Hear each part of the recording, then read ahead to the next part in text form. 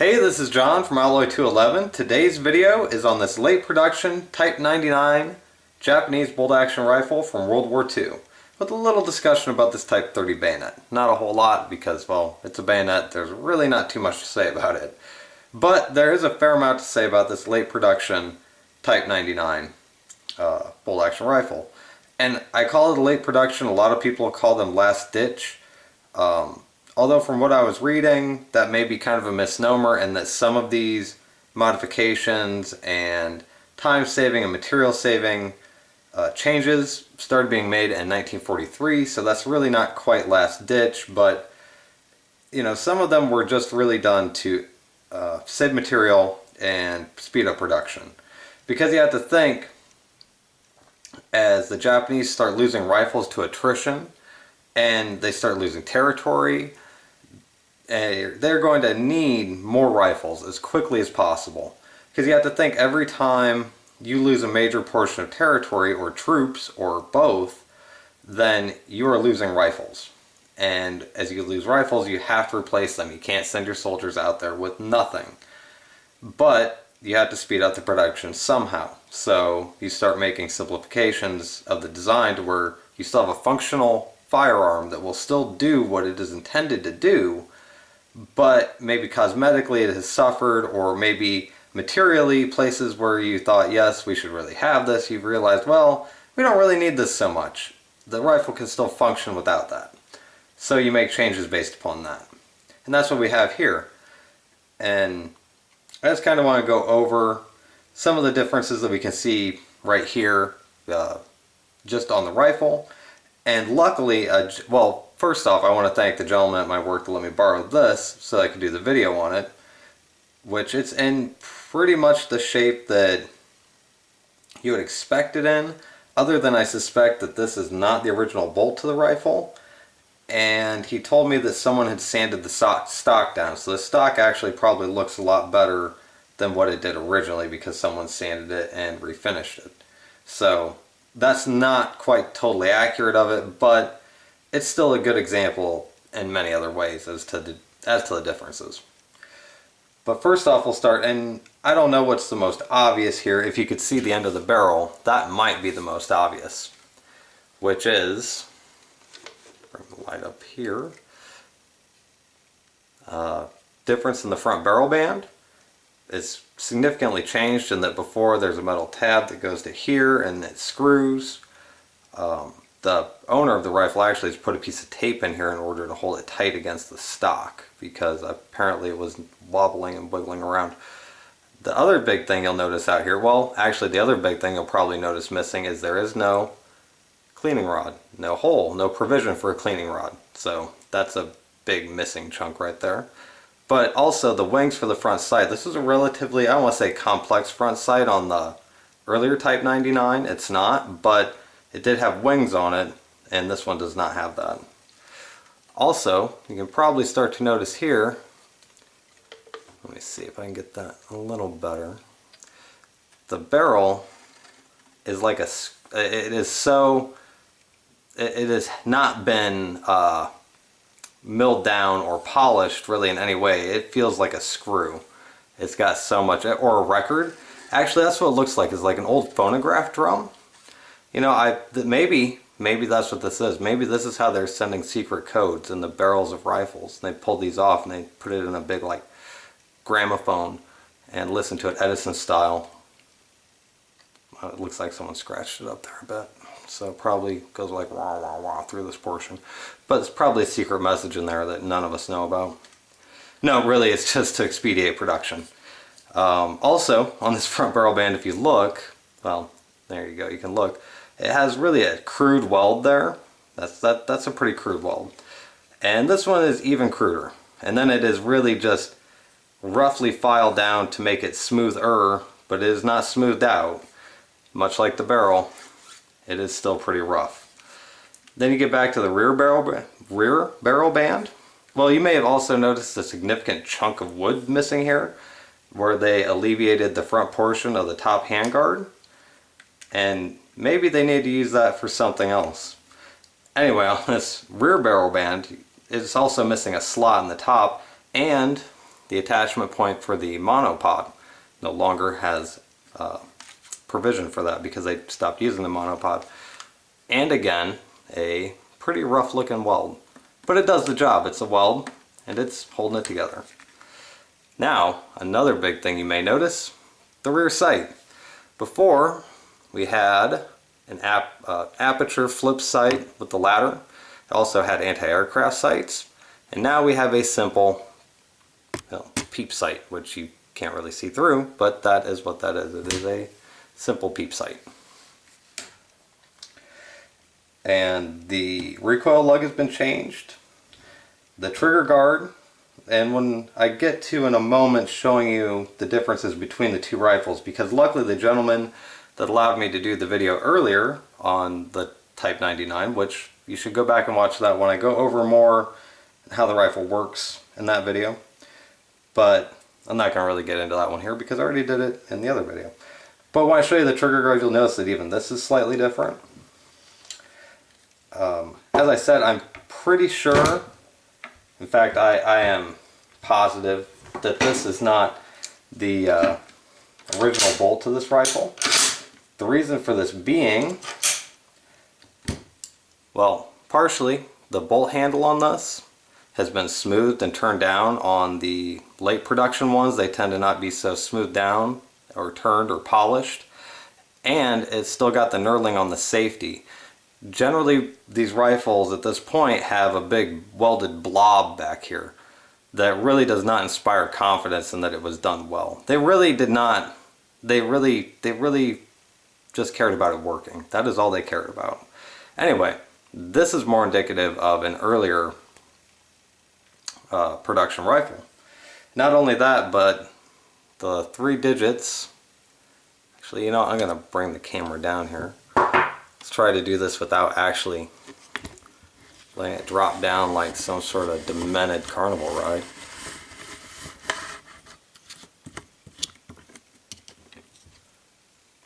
Huh, there we go. Well, then I have to move that. Anyway, if you look, or if I can get this on camera better, there we go. You can see the 3 numbers there, 264, and they do not match the last 3 numbers of the serial number, which are, if I can get it in the light, 782. And this particular rifle, I believe, is a Series 10, and you know, maybe someone who's watching will be able to tell better, although it's really going to be hard to see this mark because I had a hard time seeing it not on a videotape. There you go. That looks to me like the Series 10 symbol, but I can't tell for sure. So I mean, that's just a guess. If you have a better idea about it, let me know.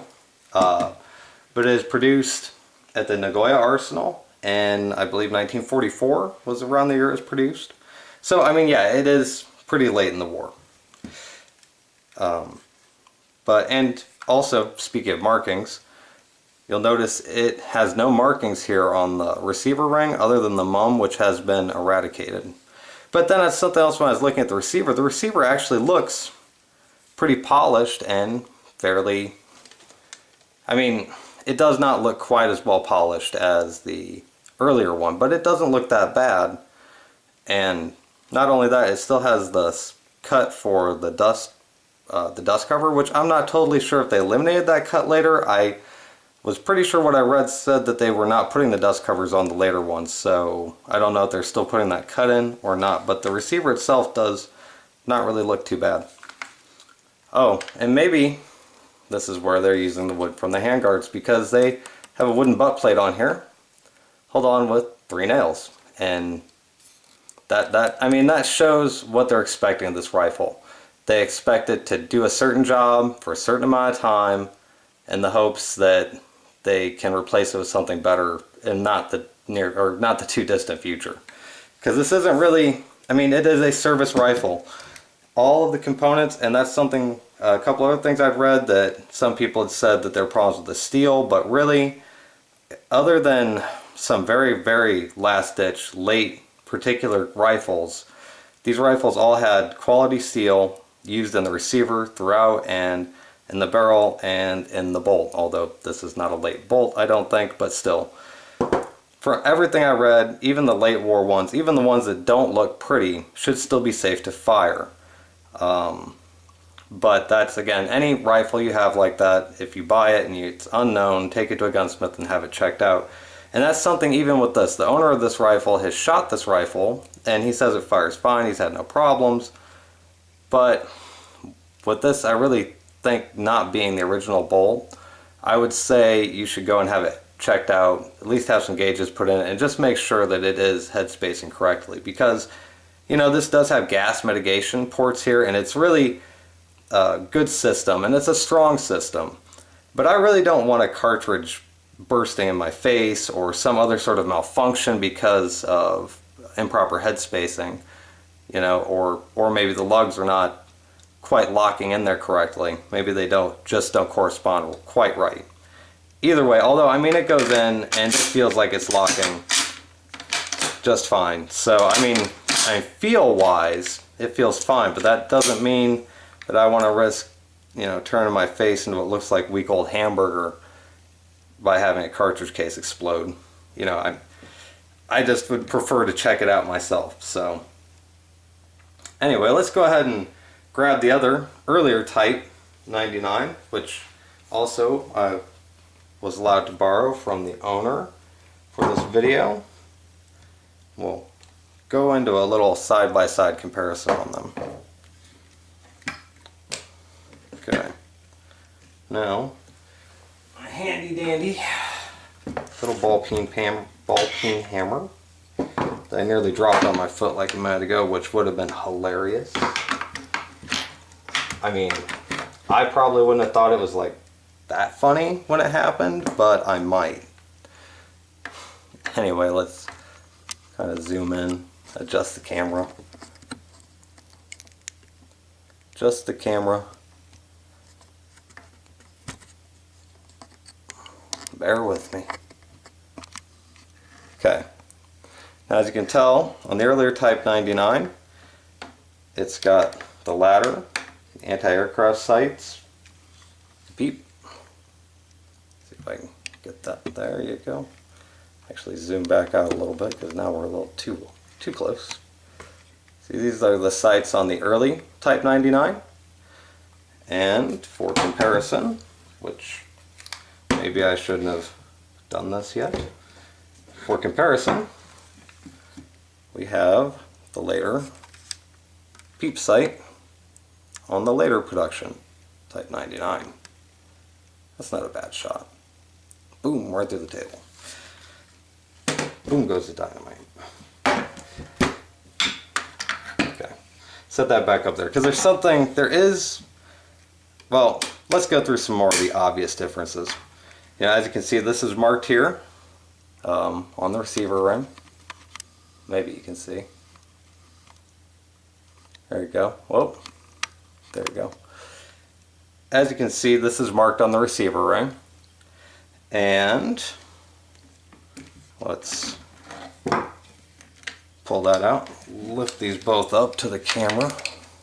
There we go. You can see the front barrel bands. That one has a cutout, a slot in the top. The later model does not. And as you can see, the bottom one, well, there you go. Now you can see the bottom one has the attachment for the monopod. And this is going to be a little more difficult. Oh, there you go. There's the front barrel band. You can see the top, the early model has the two reinforcement brackets coming back for the screws, as the later model does not. They both do still have the bayonet lug. And as you can see, this does have the full wood on the top fore end. And it does have a cleaning rod, and it has the wings on the front sight, unlike the later model. Now I'm going to zoom back out for a second. Maybe, there we go. And as you can see, we have the metal butt plate on the earlier model and the wooden one on the later. And just set back down. Trying to do this kind of quickly. I just have a low amount of recording time left apparently. Anyway, you can see that the recoil lug is different. The earlier type does have the drain hole on the side of the stock to drain moisture out of the action. And if you looked as well, something else I wanted to show you. Hold that there. Kind of zoom in. You can see, that's a little difficult to see. They've actually machined more material out, or taken more material out of the receiver right here than on the later one. The later one has not quite a bit, a small amount more material here, but it would take a lot less labor to make this than to make this. So they just go ahead and eliminate that step, and it doesn't really affect the function of the rifle whatsoever. You can also see the floor plates are slightly different. Not a whole lot. I mean, that could just be a change over time, over production, that, or even a change between arsenals, because these were made at two different arsenals.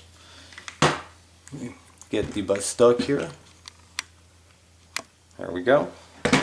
And as you can see, even on the sling swivel in the back, they've gone from a 2-screw to a single screw. And, you know, I mean, the single screw would still do the job fine. You prefer to have 2 screws, I guess, just for, you know, the knowledge that 2 screws are better than 1. But really, this isn't something you really want to be yanking on too hard on either one of them. You're not using this to rappel down a cliff. So, not that you'd want to have a weak sling swivel, but you're not expecting, you know, to go rappelling down a mountain with this being your means of attachment. So I could see why you would get rid of one of the screws there. Let's see. Oh, and also something I just noticed a moment ago. I didn't just notice a moment ago, I remembered to mention it, although you probably noticed it, which is the finger grooves are now missing from the stock. Which again, is this nice? Is this helpful? Does it, you know, your hands seem to fit into that or better with that? Yeah, slightly. It does make it more comfortable, but is it necessary? No, it'll still do its job without it, so don't take time to put it in. And as I said before, the trigger guard, even I thought on the later model one, just doesn't look quite as well shaped. If you look, zoom in here a bit. I'll zoom in and then I'll actually move this here. If you look, the release for the magazine floor plate is actually very square. It's a very sharp 90, whereas on the earlier one, it's a more refined sort of shape. It's not quite a total 90, and maybe a little more ergonomic. There you go. But, you know, they both function the same. And, oh, also if you'll notice, let me go ahead and put the magazine floor plate down. This has the hole here on the bottom as well, and that does not have that either. So, quite a few differences between the two rifles, but do they function any differently? No. Does this still fire? Yes. Can it still be used effectively? Yes. I mean, this wonderfully complicated sight here is nice, but especially by any point past, say, 1942, basically, this aircraft sight is not really that useful. I mean, most of the planes that are flying at that point are flying too high or too fast or are too well armored to really have much significant damage done to them by this rifle. I guess if you had people in mass shooting, it would be one thing, but that is a hard thing to achieve in these situations. So, you know, is it totally the best idea to get rid of this entire ladder? Maybe not. But to just have a simple peep, it's going to do the job, and it's really going to do the job at the ranges that you guys are probably finding yourselves engaging the enemy at. So I think that was probably a good move. I think it's all a smart move on their part, especially at the point in the war that they're at. You have to win at this point. You know, that is where you're at. You are not too concerned about how your rifles look as long as they function. And as long as they let you continue to put up a fight. Let's go over the Type 30 bayonet I have here. And I'm not going to go into this too much. It has a fuller. It's got a nice blade, polished. It does have the Quillian cross hilt where it's curved, so that is an earlier, that tends to be an earlier one. The shaped rear pommel of it is also an indication that it's an earlier bayonet, and the metal scabbard. It was produced under the supervision of the Kukakura arsenal, I believe I'm pronouncing that right, by an unknown company. At least I could not find where it said what that company's name was, but it is an earlier Type 30 bayonet. And what I find really ironic about this, or coincidental, however you want to see that, is that the gentleman that has the earlier Type 99 rifle has a late cruder bayonet, Type 30 bayonet, and the gentleman that has the late production cruder Type 99 has the earlier better production bayonet. So, and this is a neat bayonet. It's very light. I found the other one to be very light, but it's still relatively thick. And I mean, it just feels honestly really good as a knife in your hand. I mean, the utility of a bayonet on the end of a rifle, I don't know, is maybe questionable by this point, but it's not totally without its merit. So, I mean, some people will say that they're pointless at this point in time, and that's certainly true in some regards, but then in other regards, if I am in hand-to-hand fighting and I have my choice between having just this in my hand or this on the end of a spear, I think I'd probably take it on the end of a spear. I mean, spears have been effective since we were living in caves. So, oh, there was one more thing I did want to show you, because the gentleman let me borrow this, also had some ammunition for it. So I thought I'd just kind of show you a visual comparison between, let me get my light adjusted into my face, between the 8mm Mauser and the 7.7. They're very similar in case size. The round obviously is smaller in the 7.7, but they're actually a lot more similar than what I had realized. I'd never compared them side to side. Or, yeah. So, like I said, they are very similar rounds. 8mm is slightly, I guess you'd say, more powerful than 7.7, but this is a step up from the 6.5. But in the same stroke, you look at what happened after World War II, where we went to intermediate power rounds, and maybe the 6.5 was actually a bit better of a round, or maybe it's just ahead of its time in that regard. Or maybe they just need a different projectile, I don't know. Anyway, I hope you enjoyed the video. I hope you got to see some of the differences between an earlier production Type 99 and a later production Type 99. If you have anything to add, or if you know more about these rifles than what I have said, or maybe there's something that I mistook wrong, like what series number that was, go ahead and comment below. I'm always happy for the additional input and the additional information. If you enjoyed the video, go ahead and hit the like button. If you watch some of my other videos and you enjoy those, I'd really appreciate if you subscribe to my channel. I'm going to go ahead and put a link up for the video on this rifle, and I hope you liked it, and have a good day. Thanks.